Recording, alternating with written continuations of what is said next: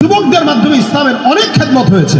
আজকের এই সমাজের যুবকেরা মাদক, ইয়াবা, ফেন্সিডিল, গাঁজা, সিগারেটের পিছনে এনাদের সময় ব্যয় করতে করতে সারা জিন্দেগি পরিবর্তন করে, সারা জিন্দেগি নষ্ট করে ফেলতেছে।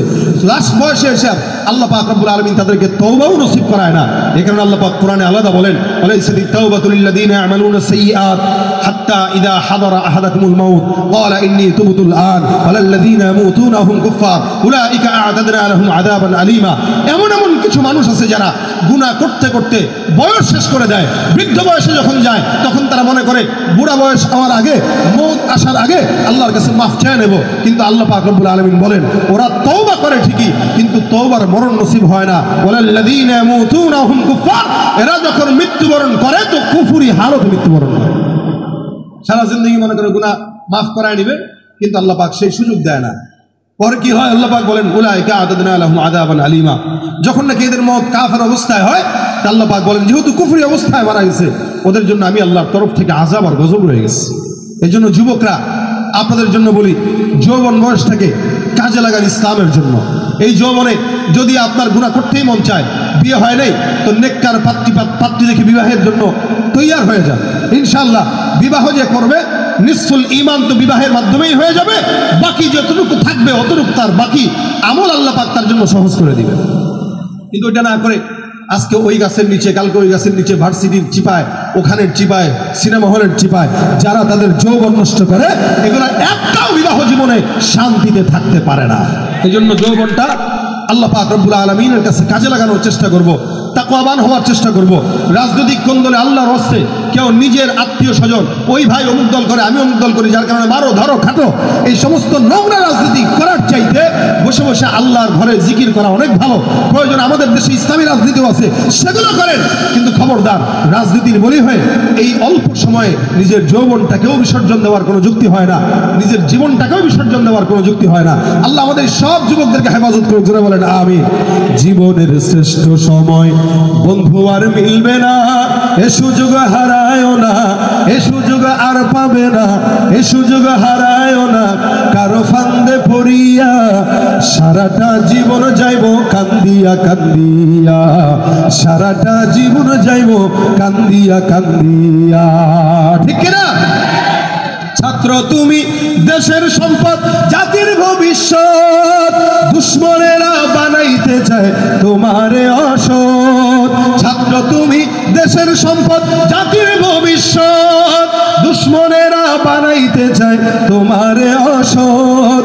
মানুষ গড়ার আঙ্গিনাতে দেয় না তোমায় মানুষ হতে, মানুষ গড়ার আঙ্গিনাতে দেয় না তোমায় মানুষ হতে। শিক্ষাঙ্গন রাখে রণক্ষেত্র বানাইয়া, অবশেষে মায়ের কাছে লাশখানা দেয় পাঠাইয়া। জীবনের শ্রেষ্ঠ সময় বন্ধু আর মিলবে না, এ সুযোগ হারায় না, এ সুযোগ আর পাবে না, এ সুযোগ হারায় না কারো ফান্দে পড়িয়া। সারাটা জীবন যাইব কান্দিয়া কান্দিয়া, সারাটা জীবন যাইব কান্দিয়া কান্দিয়া।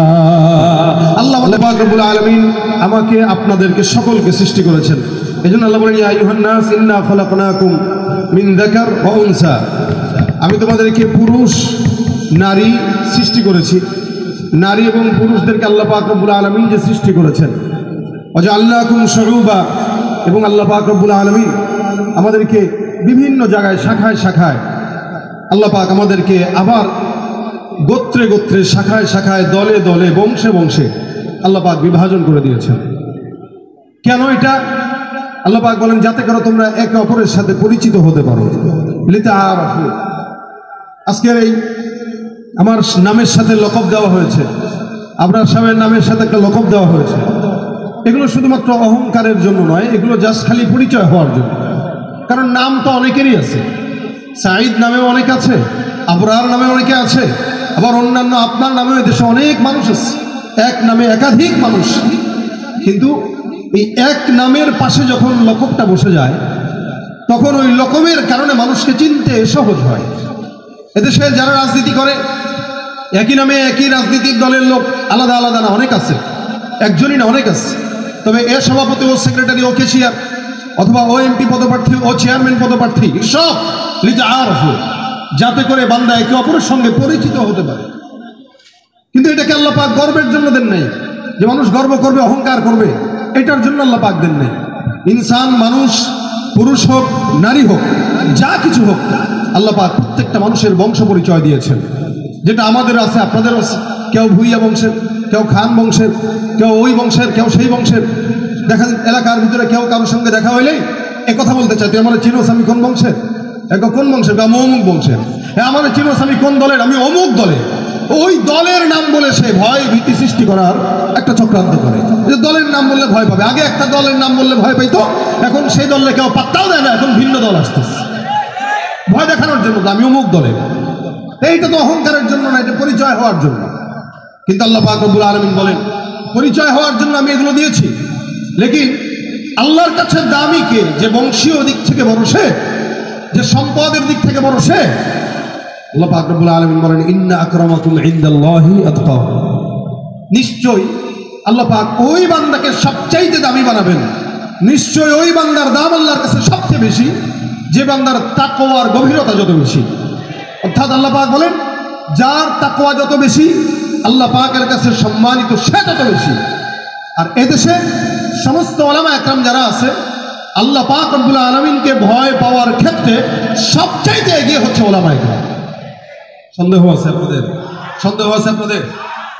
এই জন্য আল্লাহ পাক রব্বুল আলামিন স্পষ্ট কোরআনেও বলেছেন, হ্যাঁ, নিশ্চয়ই ওলামা একরামরা আল্লাহ পাক রব্বুল আলামিনকে বেশি ভয় পায়। আর তাকওয়ার দিক থেকে আলেমদের ভিতরেই তাকওয়া থাকে বেশি। হ্যাঁ, সাময়িক সময় দেখা যায় ওতে এই কাজ করতেছে, সেই কাজ করতেছে, কিন্তু না, দিন শেষে, রাত শেষে ওই ওলামা একরাম যেভাবে তাহাজ্জুদের জায়নামাজে বসে থাকে, আপনি আমি সারাদিন চাপা মারতে পারবো, কিন্তু তাহাজ্জুদ কয় রাকাত করতে হয় সেটাও জানি না। আমরা অতীতে এই সবকগুলো শুনেছি, এই চাপাবাজিগুলো দেখেছি, যে আমরা মঞ্চে উঠে উঠে আমাদের নেতাকর্মীদেরকে দেখেছি এ কথা বলতে, যে আমি 80 রাকাত তাহাজ্জুদ নামাজ আদায় করি। আপনারা দেখেন নাই? ভাই, মাইকটা খুব খারাপ সার্ভিস দিচ্ছে, একটু ভালো করে। আমরা অতীতে দেখেছি এই কথা বলতে, যে আমরা তাহাজ্জুদের নামাজ পড়ি, তাও কয় রাকাত? 80 রাকাত। আমরা এভাবে বলতে দেখেছি যে আমরা ঘুম থেকে উঠার সাথে সাথে কোরআন আর তাসবিহর দিকে, জায়নামাজের দিকে নজর দিই। দেখছেন না আপনারা? বলতে শুনেন না আপনারা?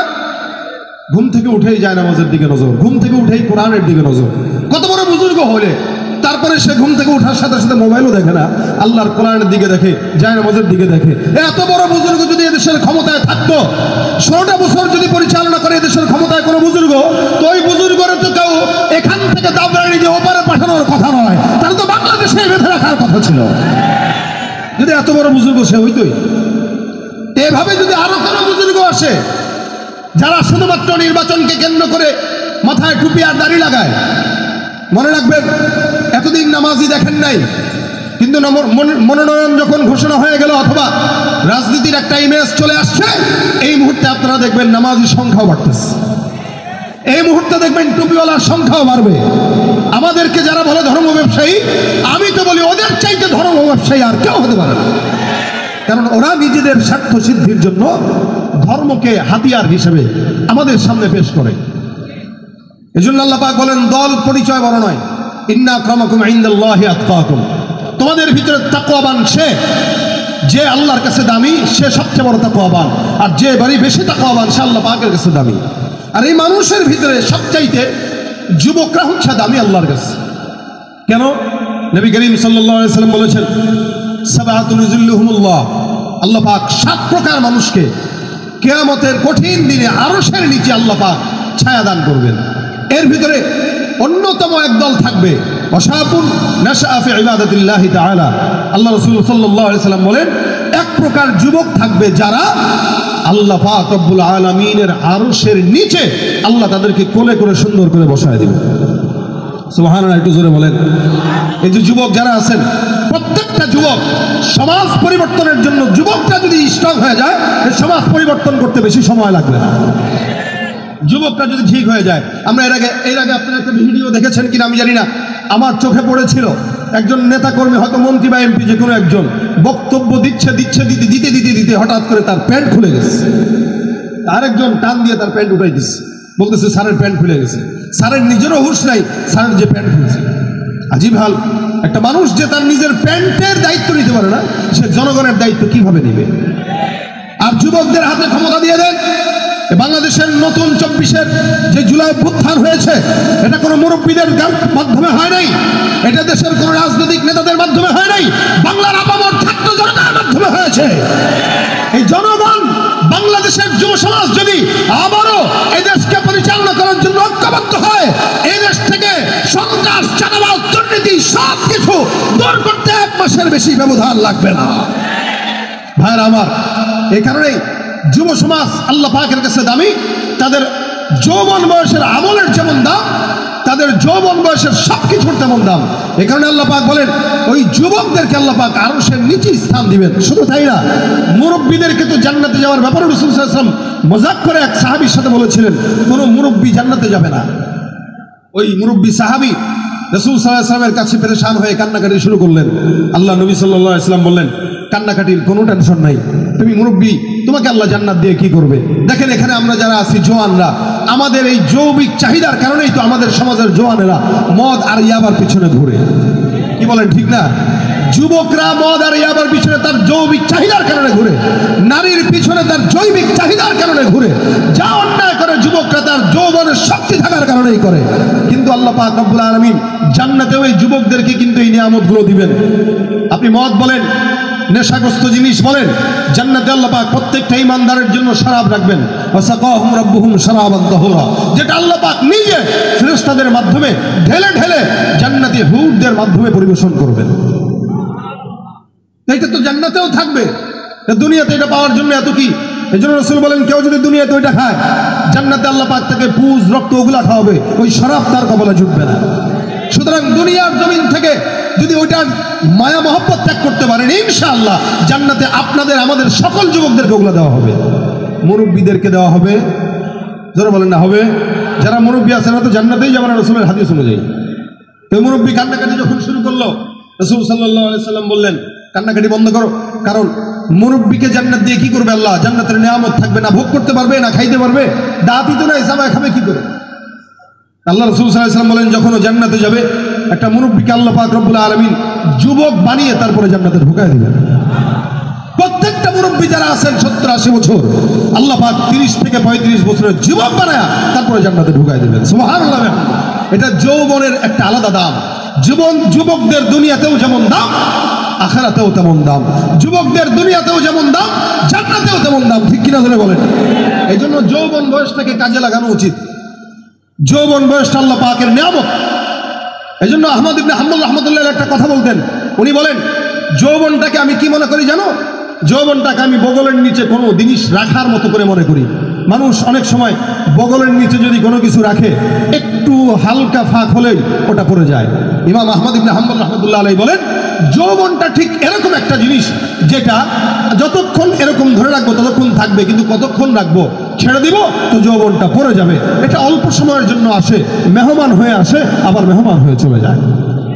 এই জন্য এই যৌবন বয়সটাকে কাজে লাগানো উচিত। প্রত্যেকটা যুবকদেরকে বলি, আল্লাহ পাক রব্বুল আলামিন ইসলামের বিজয় অনেক ক্ষেত্রে যুবকদের উপরেই দিয়ে দিয়েছিলেন। যেমন ওই যে আবু জাহেল এর মতো একটা নাফরমানকে হত্যা যারা করেছে, এরা কিন্তু বালক ছিল। আল্লাহ পাক রব্বুল আলামিনের হাবিব এরকম সাহাবা একরামদেরকে যুদ্ধের ময়দানে সেনাপতি বানিয়ে দিতেন, যাদের বয়স 18 থেকে 20 বছর ছিল। এরকম কিছু যুবক ছিল যাদেরকে রাসূল যুদ্ধের ময়দানে নেবেনই না। কিন্তু রাসূল সাল্লাল্লাহু আলাইহি সাল্লামের ওই যুবকরা, সাহাবীরা রাসূলের সাথে আরজ করা শুরু করলো, ইয়া রাসূলুল্লাহ, আমি তো বড়, আমাকে নেন।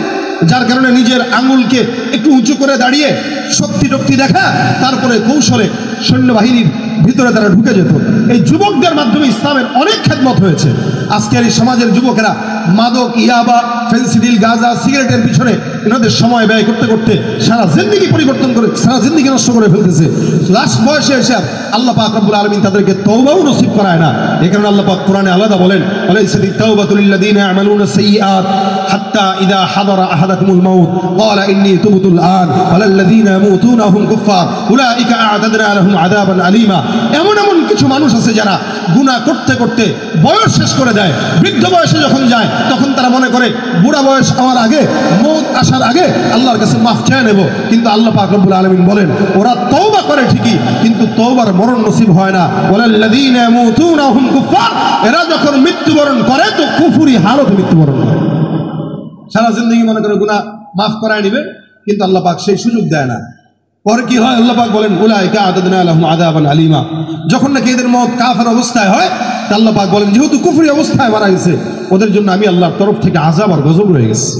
এই জন্য যুবকরা, আপনাদের জন্য বলি, যৌবন বয়সটাকে কাজে লাগান ইসলামের জন্য।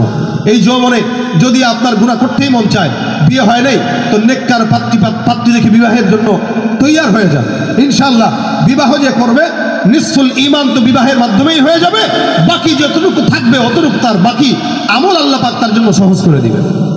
কিন্তু এটা না করে আজকে ওই গাছের নিচে, কালকে ওই গাছের নিচে, ভার্সিটির চিপায়, ওখানের চিপায়, সিনেমা হলের চিপায় যারা তাদের যৌবন নষ্ট করে, এগুলো একটাও বিবাহ জীবনে শান্তিতে থাকতে পারে না। দেখবেন নিজে এক পথে, তার বিবি আরেক পথে।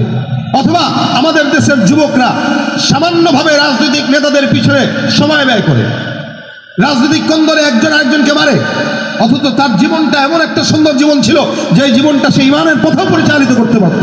তাও রাজনৈতিক নেতাদের কাছে, বিভিন্ন দলের কাছে যে 100 টাকার বিনিময়ে বিক্রি হয়, 100 টাকা। এদেশে একটা মুরগির দামও 500 টাকা আছে, কিন্তু এদেশের যুবকদের দাম 500 টাকাও নাই, 100 টাকা দিয়ে রাজনৈতিক নেতাদের কাছে বিক্রি হয়ে যায়। একটা ছাগলকেও কিনতে লাগে 10,000 টাকা, কিন্তু আমার দেশের যুবকদেরকে রাজনৈতিক নেতারা কিনতে 100 টাকা দেয়, তাও সিরা একটা নোট ধরা যায়। কথা বলেন ঠিক কিনা? এই জন্য যৌবন বয়সটা আল্লাহ দিয়েছেন।